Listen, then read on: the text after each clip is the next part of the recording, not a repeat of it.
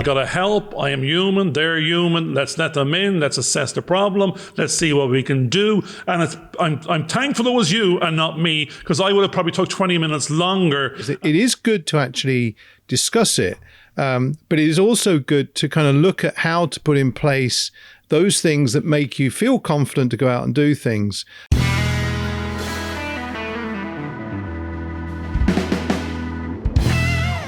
Okay, so, we're in business.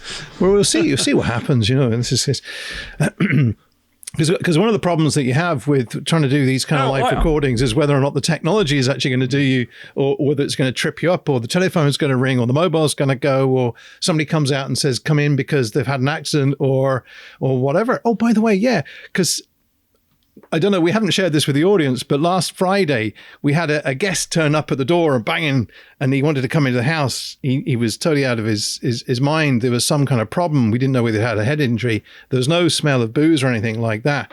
But the great thing is, I mean, we ended up having to take him to Craigavon Hospital, and Garvin, you were telling me, oh my God, think of all the risks and all the problems that you were creating for yourself. Mm-hmm. Well, the good thing is that he came around last night with his sister and said, "Look, I'm really, really sorry. I don't drink. I'm not a drinker, but they thought I was drunk and it's just terrible. But thank you very much for helping us out." So it's there are these, it's working out the risk, isn't it? Because that's what you were talking about before. It's empathy versus risk. As I said, it's starting off. I wonder if you're a person or a character that has a high empathy level, then that's what criminals prey on, is either the fear or actually the opposite. It's how helpful you might be to let someone in, or there's an accident around the corner, or I just need a sandwich, or I'm thirsty, or they prey on that. Now, I'm not going to over dwell on the criminal element. Even forgetting the criminal element, there's the looked like this thing is freezing here. I'm hoping the audacity is keeping on going on. But yeah, it is. It slowed down for a little bit. But what it is a business in me says everything I'm looking at with business clients is insurance this, insurance the other. It's all about being prepared for what might go wrong, in two senses of like preventive maintenance, and do stuff that might stop it from going wrong. But if it does go wrong, you've got your insurances in place, and it's not the end of the world. Life will go on. Now, the insurance culture, even if it does happen, then you find that next year your premium has gone up by 100% or 30%, and it makes business life in the future more difficult to get back to the same level of profitability, because you had this issue the previous year with insurance in a business context. And most of the time, it wasn't something you did or the business did. It could have been the criminal element in the suing culture, taking advantage of the fact that courts will and insurance companies will probably err on the side of what perceived victim is, and also the insurance companies will probably pay out instead of increasing the costs of going to court. But then they pass that cost on to you, the payer. Now, in a personal capacity, what you were sort of experiencing was, I would be saying, if this unknown person in the middle of the night outside, immediate perception is they're drunk, they could be dangerous. What are they doing here? No one and there's 100 houses around you. Why you? And so that's us going to the chatterbox and the negative connotations. But luckily enough, you didn't go there. You've done a quick little there and then straight to, I gotta help. I am human. They're human. Let's let them in. Let's assess the problem. Let's see what we can do. And I'm thankful it was you and not me, because I would have probably took 20 minutes longer and been more worried, and probably would have finally given in and done something about it. But more than likely, the poor character could have been dead by the time I got around to it. What was interesting was that just picking up from where you just left off there, is I actually went through all the same kind of fears and problems that you had. I was trying to calculate what's my best. I've got my mum here, I've got my wife here. If I open the door, do I put them in danger? What am I going to do? Why? I was very cautious, and there was a sense of me of kind of, I have had experience where there had been a couple of people at the door once before who I didn't know. Luckily, I did know this person once I opened the door, and I was trying to monitor what was going on, and I could tell there was some kind of confusion going on as I heard him sort of, talking the other side. He was talking to himself. So I kind of went, I don't think there's as much a threat as I thought there was. But on a previous occasion, I realized that there was two people, and there was one at the door and there was one round the corner. And I basically had to warn them, look, and I'm not happy because I know there's two of you there. You need to go away. And this is me telling them from the other side of the door. So you do have to weigh up what the risk is and what the problems that could be imposed upon it. I'm not a brave person. I'm not. But there was something inside of me that just said, look, this guy needs help. Now, he did try to force himself in the house, and I did try and block him. But when he saw my wife, he said, look, I need help. You need to help me. Please help me, because he was a neighbor. But that's it. It's amazing that, as I said, he's trying to force his way. But in the same time, here's an incapacity. After the fact, when we look at things and we assess it with the benefit of hindsight, we go, he probably had a heart attack. He was trying to get in and couldn't even verbalize. As you said, it seemed like he was drunk and lost the power of parts of motion and stability, and and how even to talk or like enunciate what it is or vocalize what it is that's wrong with him, because he's probably in a state of shock himself. So he's in a state of shock.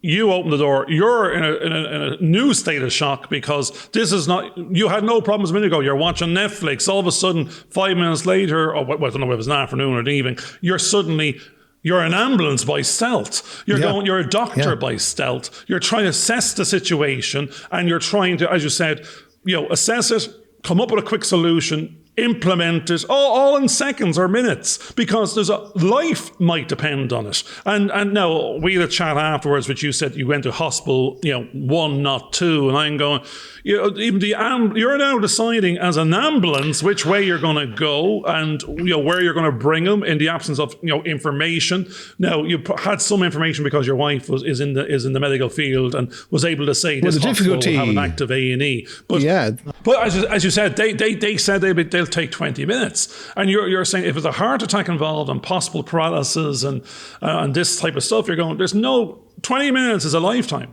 There's no time. If you can be at the hospital in 20 minutes while they take 20 minutes to get to you, that 10 minutes makes the difference. I don't know the medical terminology, but when you have a heart attack and you get paralyzed, a stroke, so this a stroke is definitely potential of having a stroke later, is all to do with time of action. But I mean, as you said, you've gone from a risk assessment of this is not a crime event about to happen or a break-in about to happen to this is a medical emergency, that now you are the ambulance. And no, brilliant that it was you, brilliant that you acted on it. And here's this chap coming back a week later saying thank you. But even again, I'm even as the accountant, risk assessor type in my just 30 years of being instilled in me, I'm saying, had you brought them to the wrong hospital and something happened, the family sues you. Had you crashed on the way, you're at fault again. You could have been drinking before he got there, even a glass of wine. The police could have stopped you.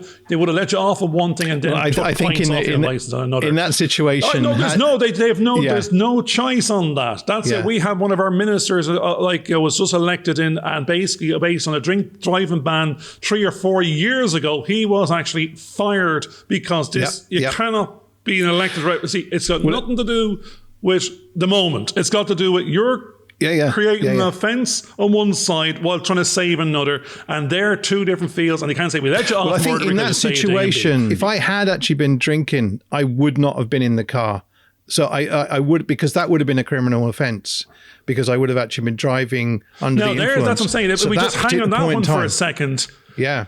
Now we're going an if then. Let's say the exact same thing happened and both of you had a couple of glasses of wine. That then changed the whole dynamic. It does, yeah. Well, and I mean, the difficulty is that we would have been insistent that the ambulance actually arrive. The problem was that or we could have hired a taxi.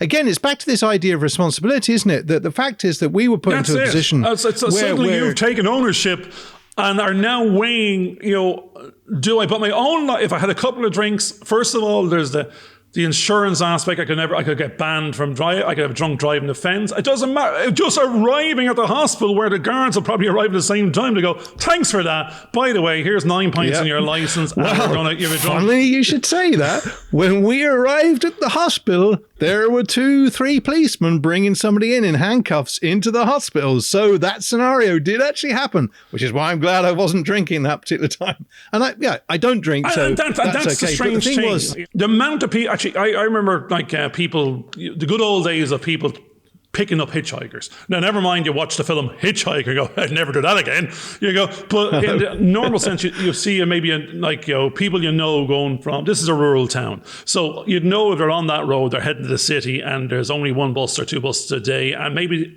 when you spot the individuals in question, they wouldn't be that well off. And they're trying to get a lift to save a couple of quid for their pension or that type of thing. And in the same breath, you're going, I have an empty car, I'm going that way. I am not allowed to stop. I cannot stop because every insurance thing I've seen is I am now suddenly responsible for them. Picking them up, letting them off, getting them in and out of the car, where I dropped them. They're not anyone I know, they're not my friend. You're trying to be neighbourly, but at the same time, the statistics out there are saying these are the ones that sued you. These are the ones that tripping up on their own handbag on the way out of the car, it's your fault. I'm going, leave them to it for the sake of a bus fare. Actually, roll down the window and throw a fiver at them. It's easier. It makes more sense. It's the days of that. It's and terrible thing that is, the insurance culture has caused this change of empathy in a lot of us and businesses too, because we can't afford to take the risk of not being in business next year or someone suing us in our own car for giving them a lift to the bottom of the road. And I'm going, what can go wrong will go wrong. And, but I hate to say it. Well, I heard of a story in Scotland where someone was traveling down the road and that somebody had actually escaped from a psychiatric ward in a hospital. They'd actually stopped. They'd actually called an ambulance. The ambulance came, picked them up and took them.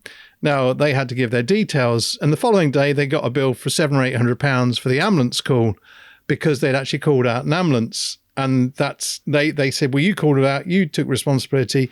You now have to pay for the fee. That's the language. Exactly. You called it. You took responsibility. It's your bill. And that, now again, look, that's not a nice thing to be talking about. I'd rather be talking about more the interesting thing is that the positives was you did save this person's life, in my opinion. So we'll stick to that side. Well, I think what's interesting is that this does actually lead into, because I remember having a number of conversations in a few meetings with HR people, and they were saying that one of the biggest problems that small businesses actually have is they don't actually work out the job description of the people that are working for them. So there becomes a kind of a mishmash of what actually are those responsibilities. And because they haven't sorted out the job description, they end up having all kind of legal problems because the person can claim they're actually more than they actually are, and they can ask for more money. And there's all sorts of damages that can then go on because that person doesn't really know which job, where the demarcation lines are, and the problems that has. So it does actually kind of nicely link into what we're talking about. I think there was I don't know, in the last couple of days there's some news article, and it was along similar lines, except it wasn't where their job started and ended. It was more the fact that they weren't properly trained based on the expectation of delivering it might be, I think what's going on at the moment here in Ireland is, like everywhere else in the world because of COVID-19, they're trying to reopen building sites and this, that, and the other, but people aren't trained in this new distancing, and they're implementing COVID-19 training. And like a friend of mine he said, like, the training in question is, have you got a mask on, and like, did you wash your hands on the way in and out and keep the distance? But then it's 5 minutes after they're in, normal habits resume for these builders and people, and go, they've forgotten again. They're going, they didn't wash their hands for 30 years or that amount of times in 30 years as they did in the last 30 days. They're trying to create a new repetition, but people are, when they get on with their life and get on with their job at hand, they forget. And that's the same danger point as in pubs and restaurants. The point of most danger is the €10 an hour individuals that are going to be busy behind the bar or in serving, they're actually touch pointing everyone in the restaurant, that if they have a critical failure of, well, I don't care. I'm £9 an hour and I've washed my hands 5 times a day already. I'm grand. And then they don't know they're asymptomatic or otherwise. Then because they're totally, they think they're, they're like impregnable or whatever the word is, or like, but it's not them. It's the next person. It's the old person getting the sandwich in the corner.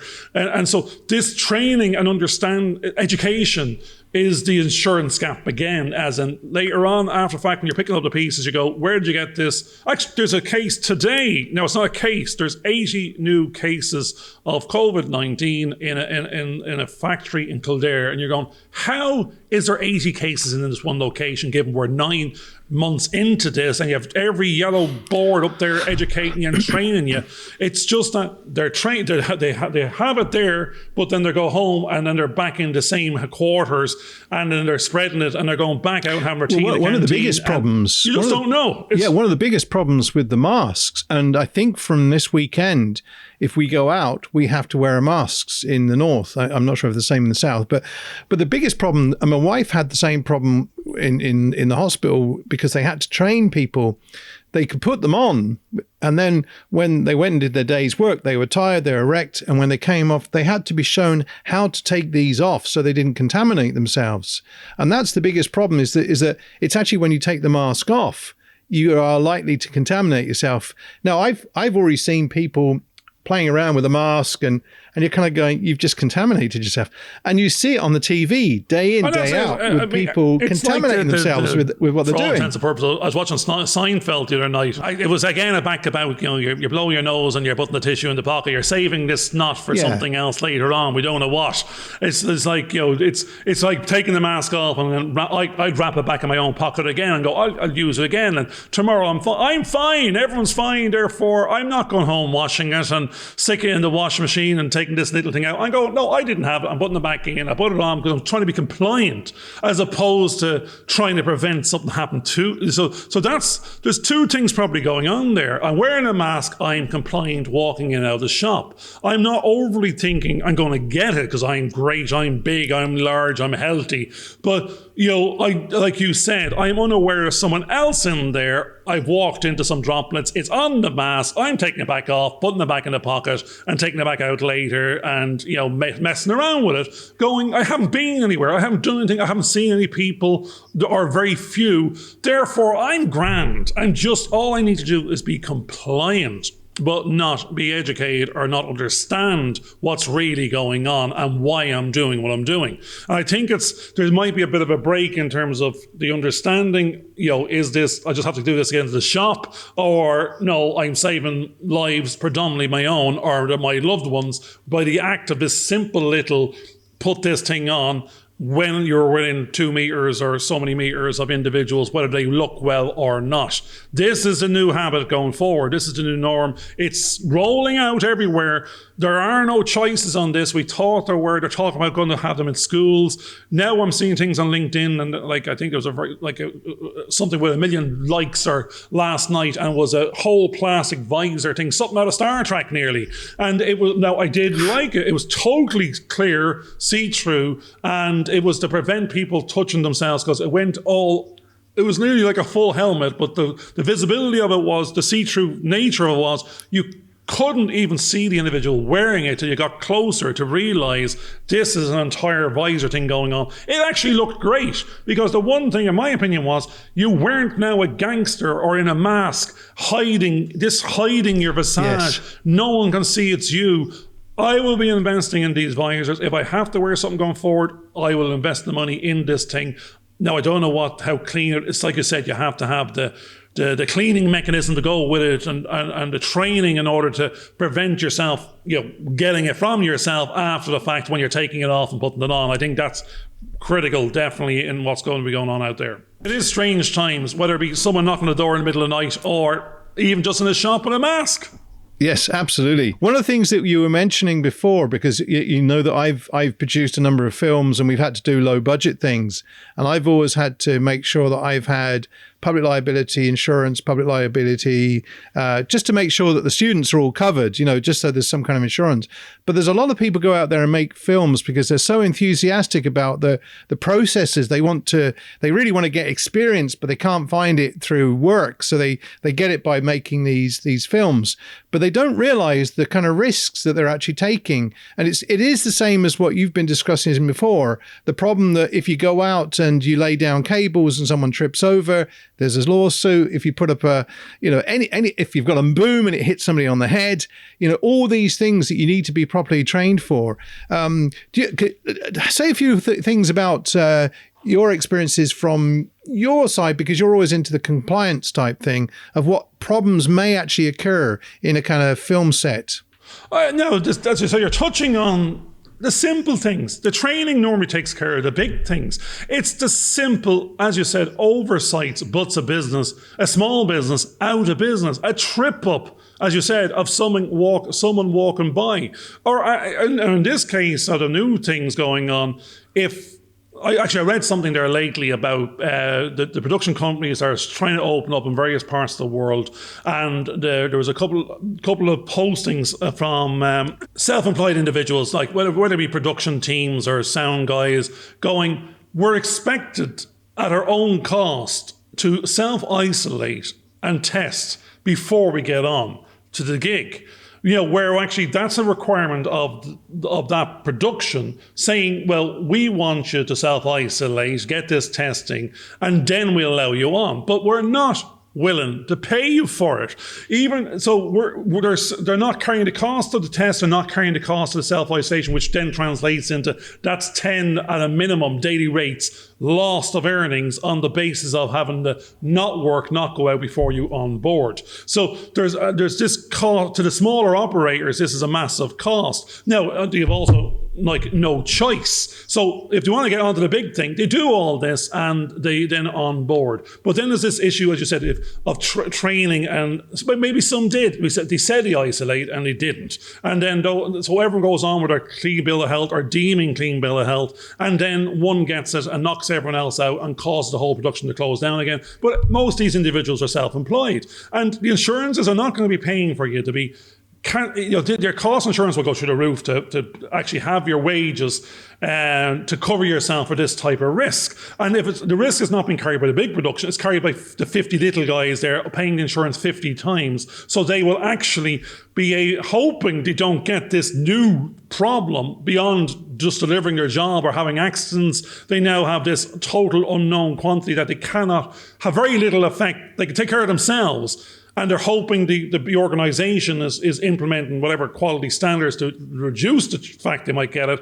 But there's so many moving parts you can't control that things are opening up and closing down 2 days later on and the whole site, whether it be building site or production, is shut down for another 2 weeks. Everybody has to self-isolate again and restart. It's not that person goes home. It's the whole business stops, and it's then losses in the millions or hundreds of thousands. So we're in this new way of whether it be a coffee shop or a pub, exact same thing. You're going, if anything happens, and predominantly because this type of little risk, everything closes, everything shuts down, all wages lost, business disrupted, and the cash flow diminished again.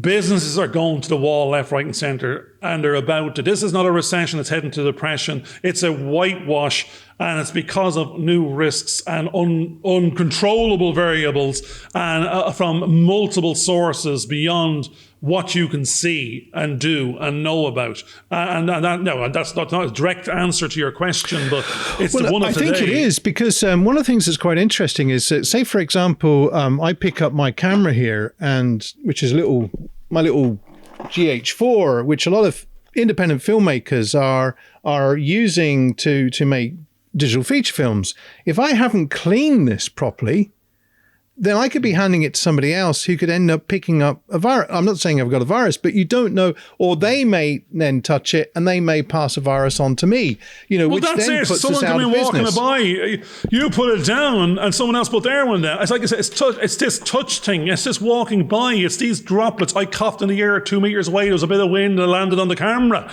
You go, no, I don't, I'm not up on the science. I know the strange thing is they're saying they were showing patterns within a supermarket of if someone sneezed over here and it hangs in the air, and 20 minutes later, it's 200 yards away over there, just free floating. We think there's no wind, there's no anything. It's suspended mid-air. This is not about wind. This is about molecules of a microscopic level just hanging there from a sneeze and traveling around in a certain lifetime of its viability. And as I said, that person could have been gone 20 minutes ago for all we know. We walk in and buy a tin of beans in a different aisle and we have it. I was doing some airbrushing yesterday, and one of the things that you do at the end is you clean out the airbrush. And I just thought, it's dark, so I'll just point it outside and I just let it spray. But you could see the cloud of it was just water, ordinary water, but you could see there was no wind, how it just traveled out, and before long it was 10 feet away, the little particles from the strange thing is, but what you're talking about is the airbrush has the propellant. No, the propellant is us in the other case. Yeah. But as you said, if there's no wind, it travels further. Well, because what there is no there's no friction or friction so because the wind might bring it if it's coming the right direction. But we're saying if there was nothing and it's a stillness, it might actually travel further naturally, in all directions because there's no resistance. Now, again, I don't really like talking about this anyway. It's because, as you said, we're now going into the negative chatter box of so much risk out there. Businesses closing down right and centre. I'm afraid to pick up your camera because it's going to be covered in germs. And at the same time, is that going to prevent us living life? Is that going to put a fear of God in us to go outside and touch other people? And everywhere we go, are going to be people in masks, and we're going to think they're all Billy the Kid and Jesse James. Yeah, what's important, I think, in all these situations is risk assessment. Is basic. I mean, we would have a form that would have, if we don't identify those risks, we don't identify that maybe the camera needs to be cleaned, then if we know there's a potential risk, we can then put in place an activity to clean down the equipment. Process and procedures and compliance, as you said, to eliminate or minimize it. Yeah, but if you don't think those through, you can't eliminate those. They then become a problem that can actually blow up. But by actually addressing them, by actually being aware that these are possibilities of things that can happen, you can then put into place something that will actually minimize that risk and prevent that from having or escalating into something else. I think that's what's interesting, and without looking or reading anything in particular out there, but what subliminally I'm hearing from different locations and points, it's all about bubbles. It could be bubbles of community, bubbles of, they're talking about locking down County Kildare now in the moment, and a couple of other counties on the basis of a few outbreaks of clusters. So they're saying, let's knock down on a community or a county basis, a new mini lockdown that then tries to protect the bigger bubble. So it was all about pushing it into the community first, and then from the community into the household. And all the cases are now predominantly close proximity and family transmission in the main because it's in the house. And if you can then lock down the house and eliminate it, you've burnt it. You've not necessarily burnt it out, but you've packaged it, you've pushed it, you've taken away the fuel that allows it to grow. Exactly. Now, in terms of a work environment, you're back to going, this is a community here. Ireland is an island. So this lockdown on an island basis, if you minimise it, as we're saying, the island of Ireland could be, could act as a community. And if you don't have travel in and out, and if it was burnt out, you now have a safe haven.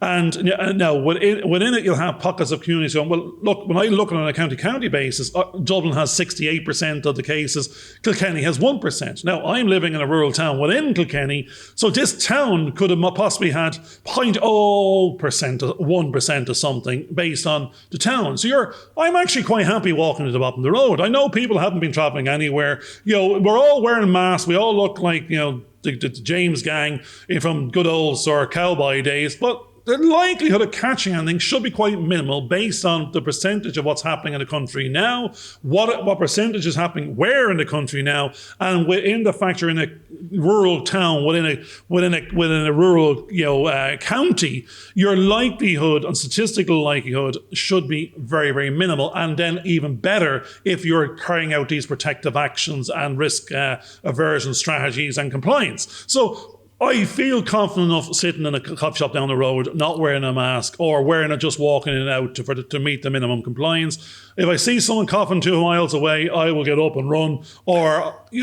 I think they won't even go out because it's like it'd be a big arrow pointing at them in a rural setting going, he sneezed. I'm telling my daughter who might have asthma, like, God, for God's sake, don't sneeze in front of anyone within 200 yards or they probably shoot you. Because it's this high alertness. That's the fear again coming out, isn't it?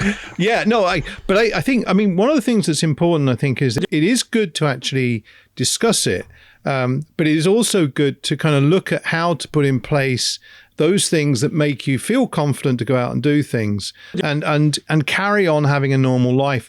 And actually minimizing, if you minimize the risk, you minimize the fear, we have to start thinking positively about what we can do that will actually prevent these things from actually happening and disabling us, basically. I think that's because we can, if we're not careful, we can cripple ourselves. But one of the great things that we've been able to do over this period of lockdown is we've produced somewhere in the region, I think this is our 31st show that we've actually recorded. We've actually kept active. It's kept our minds active. It's kept our minds healthy. And I must say, because I have had the COVID and I 15 weeks ago, but these activities, when you have your lows and your highs, these kind of activities of communication through the internet has actually allowed me to feel more and more positive about things.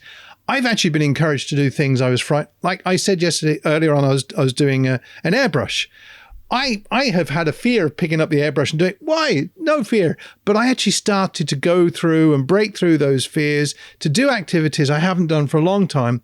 And I actually feel really good about it. You feel that you've had a positive day just because you've gone and done something, a little thing that you could do that could build into something really big.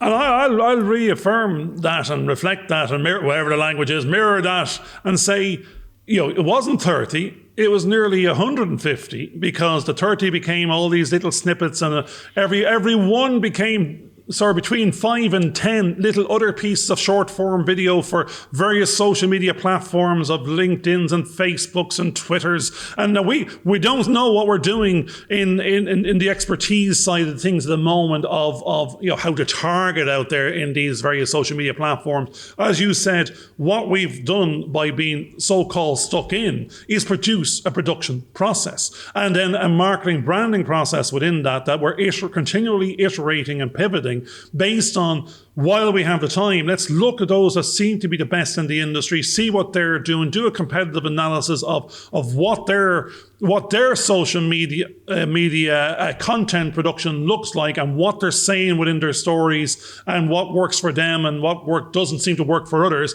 And we're applying that on a daily basis and we're seeing small iterable results. We're moving up, as you said, little bit by little bit. We're fine-tuning, we're getting to understand it, we're getting the production process we're happy with. We're starting to look, well, if we don't say so ourselves and we're not blowing our own trumpet, we are starting to look well and present well in social media space. Now, what's been said is a whole other animal. We're not overly going to worry about that at the moment because we know whatever we can put front and center later will be packaged, it will be visible, it will have a quality value perception before Garvin or George ever opened their gobs. But they'll know that this looks well and what's in there next might be worth listening to and more than likely will be, and that's what we're hoping. And God, never mind the shows. People are going to find that gold at a later date. Well, here we are at the end of another show. We started off on what seemed to be a little bit of a negative, but we were able to face our fears. We were able to identify little problems that could be problems, but instead of making mountains out of them, we put them down into a little molehill because we started to do a risk assessment and we were able to see that we could actually move forward and be more proactive than actually give up. And I think that's really the message that we want to put across in this show, is that do face your fears, see that they're not big problems, try and actually look at little tasks that you can do that can get you out of those issues and actually start to enjoy life a bit more. Thanks for listening. So the quicker you assess and package that risk, you can get on with things. If you drown in that risk and worry about that risk, then you're going to be back the bunny rabbit in the headlight again. You've got to just go, it is what it is, get on with it, allow for it, pay that extra premium, reduce it by getting that compliance and process in. And actually, you might find this thing as your competitive advantage in some cases. So or be like George. Someone comes to the door, open it, do a quick risk assessment. But next time. Thanks for listening. Bye for now. Do what it says on the tin. Follow and share.